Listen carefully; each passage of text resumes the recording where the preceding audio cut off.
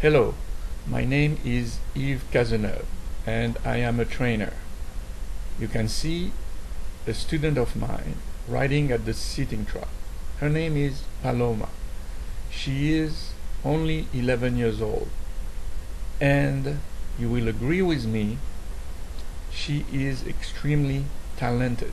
In fact, she is one of the best sitting trot for 11 years old. And she has achieved this great quality at the sitting trot with very quickly. I gave her a lesson. I explained thoroughly. I explained that she should keep her upper body behind a vertical line, and I turned around. She did okay, not great, and I turned around and started teaching other adults. And I saw her watching from the corner of my eyes. And the week after that, she was exceptional by herself on pure talent. I want you to notice her head bobs a little bit. It's excellent. It shows that the energy created by the horseback flows through her body. She doesn't have a stiff joint. She is all flexibility, and it is a remarkable achievement. Now we are seeing another of my students, Kathleen. Check it out. She has no stirrups. All my students learn to do sitting trot and posting trot without stirrups. Look how elegant she is, and without stirrups. Check it out. Look closer. I'm sure you will admire, but she is building her legs, and she is also good at the sitting trot. And now we see again Paloma. Paloma on her own horse, with a green horse, a nice little quarter horse mare with a stiffer trot. And Paloma adapts her position to this horse, which is a little bit irregular. And again, you can see, very flexible, very relaxed, and a very good position at the sitting trot. Now we have a third student of mine, Natalie. And you're gonna see some extract of what I call a pre-training test. But it's the same mare that the young girl was riding. It's Flamenca, 5 years old, very green. But watch the frame of the horse. Natalie is a more advanced rider than Paloma, and we worked on keeping this horse into a good frame, lightness. You will see that at the posting trot or at the sitting trot, Natalie is able to maintain lightness in the hands and a good frame.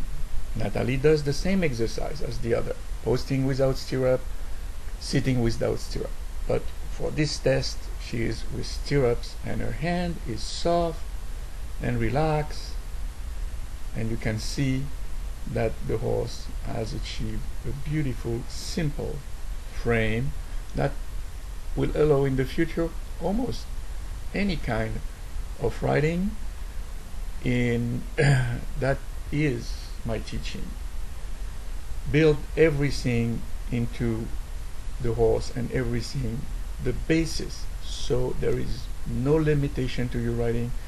The sky is the limit. You will have a good seat, independent heads, and the horse will be taught to be flexible and light. You will have learned everything that's necessary for your future.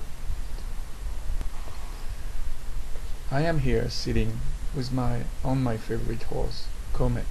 Very nice, smart, pleasant to ride, and in the next few minutes I am going to describe very briefly what I teach into jumping. I, as you have seen, try to make riders that are full. I mean by that, no shortcut, no instant gratification. Getting a seat, which is very important. Then getting light aids. And then you will see Paloma jumping a simple exercise, sitting between each fence on a very simple grid on her young horse.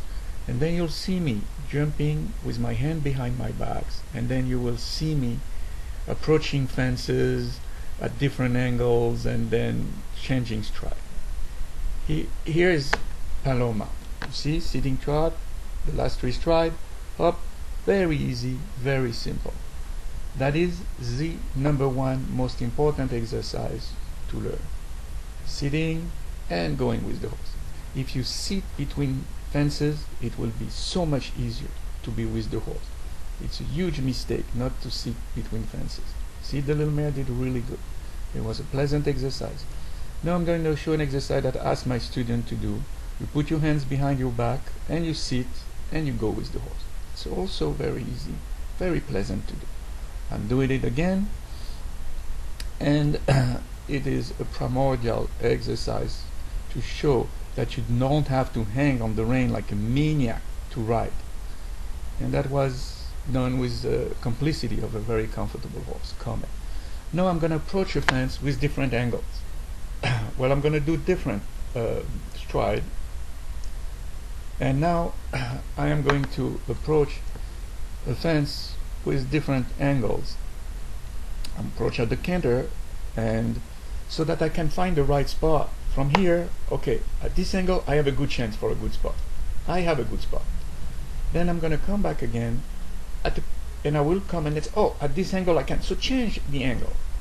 It is finding the spot through the angles in the turn. That's one of the first exercise I asked my student to see.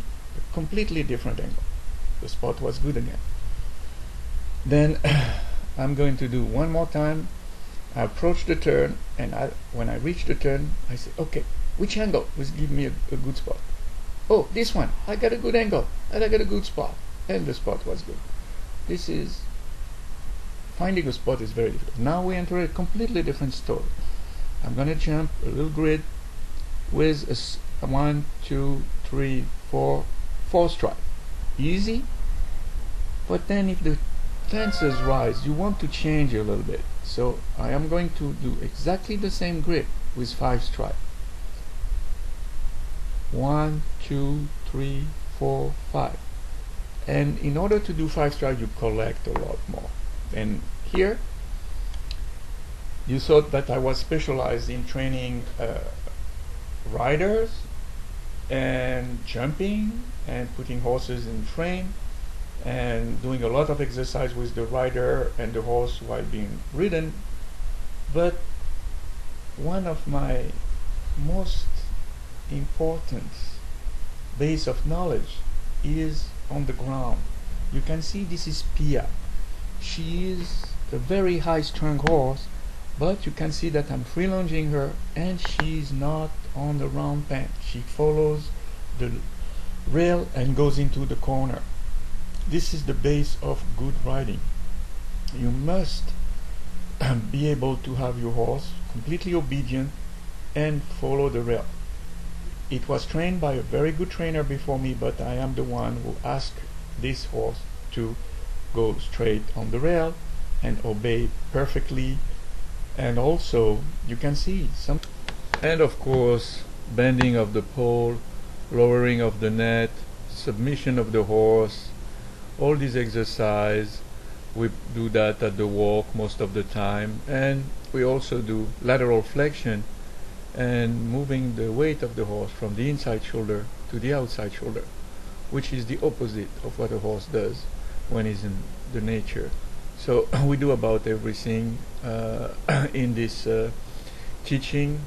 It is now the end of the video, and I'm sure you have noticed that I give you only little tidbits of a very complete instruction method where we go through absolutely all the aspect of riding, but there is no instant gratification, no quick ribbons. It is for you to be able to ride in a couple of years or 20 years from now, dressage, jumping or western. And it's the end now, and I wish you many good rides with your faithful horse.